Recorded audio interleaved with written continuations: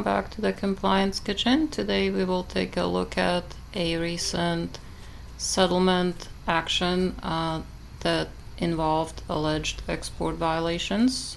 This is here in the US. The State Department issued a release of this settlement.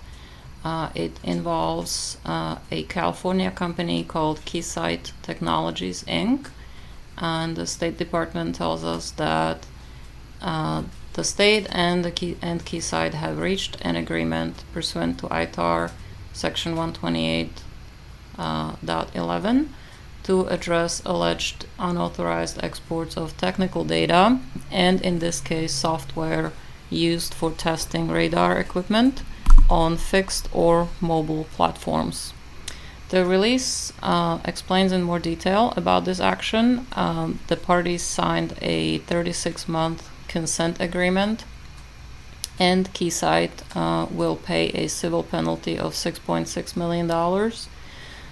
The state agreed to suspend $2.5 million of this amount on the condition that the funds will be used for State Department approved consent agreement remedial compliance measures.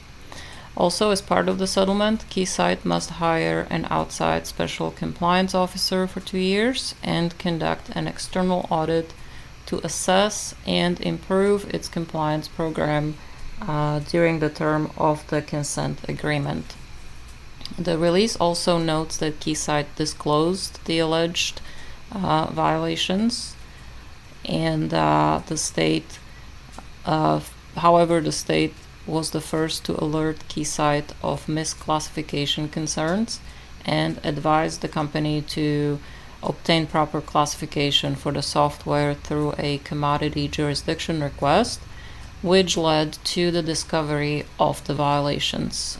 These were ITAR and AECA violations. Keysight cooperated and implemented remedial compliance measures and also signed a statute of limitations agreement tolling the statutory period. Accordingly, the State Department decided not to administratively debar Keysight. And of course, the consent agreement and related documents, as well as the State Department release that gave us this information, are all available for public inspection. The consent agreement can be found in the public reading room of the Department of State and on penalties and oversights agreements section of the DDTC website. Now, for additional information, we can also contact the Bureau of Political Military Affairs Office of Congressional and Public Affairs. If you guys are interested, I have the email address on compliancekitchen.com inside the post about this enforcement action, and of course I also have links to the State Department's release.